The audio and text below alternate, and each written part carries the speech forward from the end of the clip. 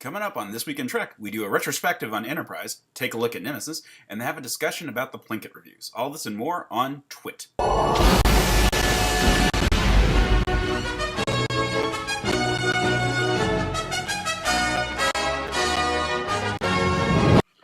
let's talk about Enterprise. Enterprise, in a lot of ways, is sort of like a redo of the original series.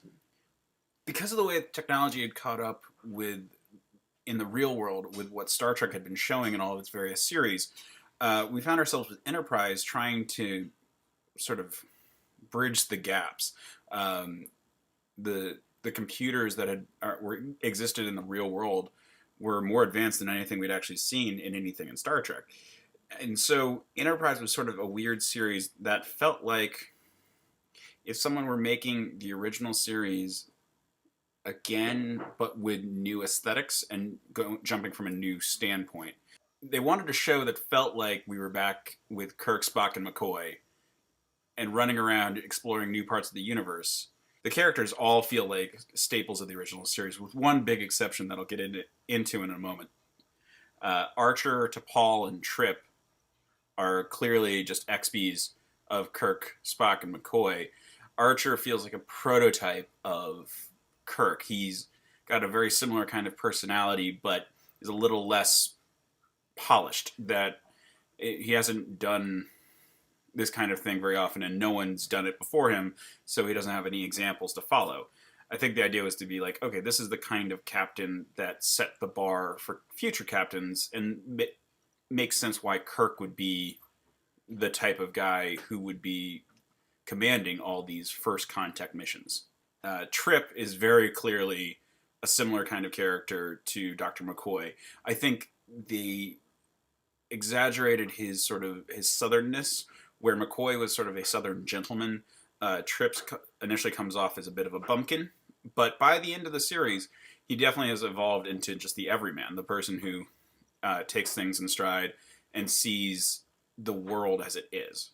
T'Pol is a fusion of wanting to have Spock back in the show and also seeing the rating spike from 7 of 9. She's, in a lot of ways, very similar to what 7 of 9 was, which was not a dissimilar character from Spock, but in a sexy girl role. It's hard to imagine a more obvious business decision. And you have to imagine that going into this series, the thought was, well, we should do that from the get-go. Then we've got Travis and Hoshi. Essentially, they took the two minority characters of the original series cast and just swapped their races.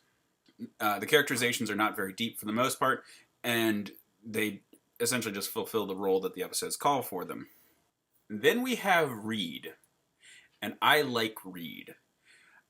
His closest analog in the original series is Scotty, but he's not an engineer because that role has been moved over to Trip in an effort to not have the Southern guy be the doctor and to have a different kind of Southern guy for that power trio. So Reed is security, and this is actually a very fun one. His stiff, upright Britishness is really nice. I think Reed might be my favorite character in Enterprise. One of my favorite scenes, and this sort of like puts him, if you put him up against Scotty, makes a lot of sense. There's a point where he's talking to Trip, and he says, "You're really good at building things. I'm really good at blowing them up." He's the destruction of, like, Scotty is an engineer. Reed, and Scottish. Reed is a demolitions man and English. And it's kind of a fun inversion there. Next up, we have Dr. Phlox. And Phlox is an interesting character in that he's a non-human character. And I don't really like the fact that he's a race that we never see in Star Trek outside of this series. Given how friendly his species is with Earth in this series, you would think that we'd have seen more of them in the future episodes. In light of that, I wish they'd made him a different race, but you take what you can. Some people have joked that Phlox is Dr. Neelix, and while there are moments where you could see that, he's a much more successful character. His temperament is really interesting, and he provides a good contrast to the human cast as well as to Paul, being another alien but having a very different outlook from like the Vulcan stoic persona. makes for him to be a valuable cast member and a lens that we get to look through sometimes. The fact that Phlox is a member of a race different from anything we've seen in Trek does bring up the continuity question with Enterprise. How well does this fit in with the rest of the Star Trek lore? The building of the future that they kind of promised with Enterprise, we don't get to see as often as I'd like. Episodes like the various Andorian episodes, the Tellarites, all the stuff with the Vulcans, those are great. Those help build the universe that by the time we get 100 years later with Kirk and the crew, that's the world that they live in. Unfortunately, they spend a lot of time developing totally new things rather than showing us how we got to what we've seen before. And that feels very much like the lazy way out. We've seen first contacts with new species plenty of times. What I would have liked to see is the politics involved with once first contact is made, how do we develop? For all the show's problems, I like the NX-01. It's a cool ship. Now, you can easily see the line between it and the next-gen ships. There's a little bit of a question when you look at the TOS designs and how does the NX-01 look like in comparison with that. But overall, I still think it's fine. I like that they have jumpsuits. I think the overall look of the ship feels like a submarine-ified version of all these Star Trek ships we've seen before. I think the biggest failure of the show was a lack of consideration for the world that they were ultimately building and how it had been built up already. The show was ultimately too much a product of the early 2000s. In the wake of 9/11, a lot of plots in the series resembled social commentary about that very specific period of time, which, while good to do some commentary, it made a lot of the themes repetitive. And rather than have it be about one subject matter or one stand-in for that social group, they kept inventing new ones. And so rather than having one plot thread that was then expanded on over multiple episodes, they kept encountering the same plot multiple times. Characterization was weaker for a good chunk of the cast, and sort of the same way that in Voyager we had heroes because they were the designated heroes. You see that a lot with Archer doing some things that don't necessarily make a lot of sense, and T'Pol often playing a straw Vulcan. Characters would often do things because the plot demanded it, not because their logical character development would indicate that this should be done. I think we missed out on the disastrous first contact that Captain Picard talked about in relation to the Klingons. We never really see the true beginning of hostilities. Also, I wish we had gotten to the Romulans a bit earlier. Seeing the threat that they provide would have been a nice early plot thread that never really got developed. The show did a good job of setting up the foundation of the Federation. Everything with the Andorians and Tellarites was actually really well done. I particularly liked, as I've mentioned before, Commander Shran from the Andorians. I think he was a great bridge character into sort of seeing the diplomatic side of Earth. I think season 3 and 4 were big successes. I think 1 and 2 ultimately were kind of forgettable. I think what can be best said about Enterprise was that it was in a lot of ways fine Trek. It may not have ever hit the point of being great, but it had some good moments throughout, and it continued a franchise that had been going for a long time. So we took a look at Star Trek Nemesis this week. Nemesis is the last of the Star Trek The Next Generation movies. People often see that as the one that killed the franchise. It certainly changed the dynamic of the film universe. Enterprise continued on for a few years after.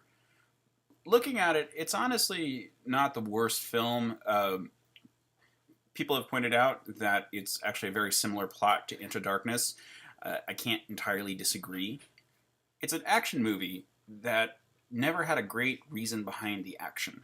The cast was starting to get old, so it seemed a little weird that they kept being thrust into these big action-y scenes. The director could have probably done a better job putting the whole package together, and the script seemed to be about a draft or two short. it was one where there's all these like small inconsistencies that don't really explain the plot. Everything's kind of hand waved as to why this and that happened. On a whole, I'd say that it's very similar to Into Darkness in terms of I've got a lot of problems with it. The downside is that where Into Darkness, I will keep saying that J.J. Abrams did a great job directing it. This is not one of those movies. The themes of nature versus nurture are interesting ones. The development of parallel characters who are similar but inherently different from the main cast that we've known could have been a great concept going forward in this movie. I think that in general, these ideas were not explored. They just wanted to get the script out there and get this movie done. And that's the unfortunate part about it. There's a weird thing that struck me watching this one specifically, that in the original series movies, all the major cast members had gotten promotions. And in this, no one has. Even Data is still sitting around as a lieutenant commander. You'd think he would have hit the rank of commander by this point. Same goes for Geordi. Riker only at the very end is wearing the 4 pips of a captain, even though he's captain at the start of the movie. Weirdly, a character who has gotten a promotion, they kind of ignore.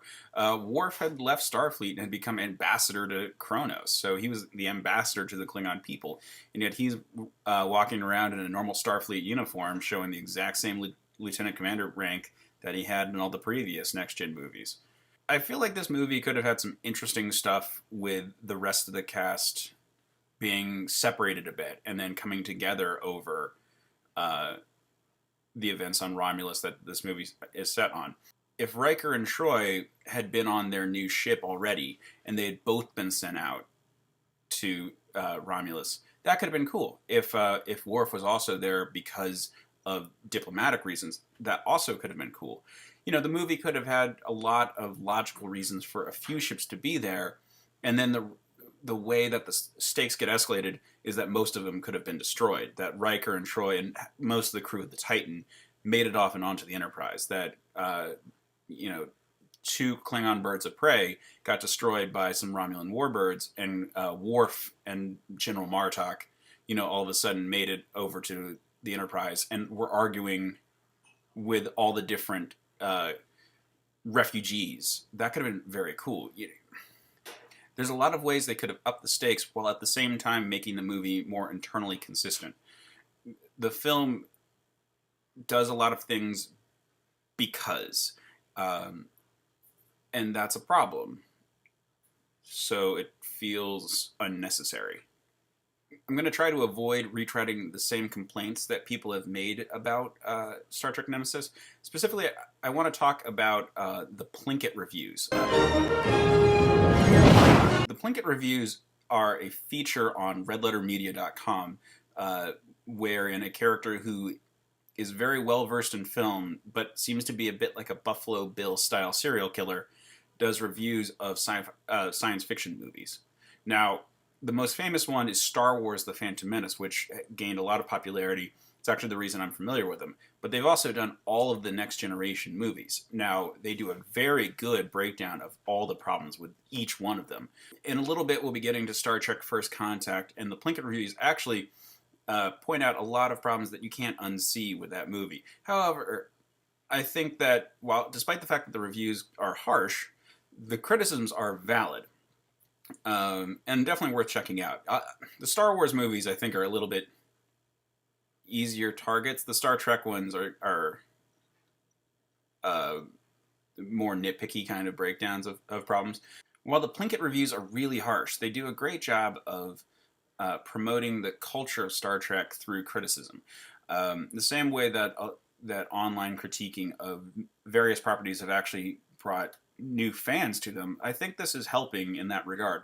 It's certainly worth checking out just to see a really detailed analysis of each of the Next Gen films. I can't wait to see more. I would love to see the original series films as well.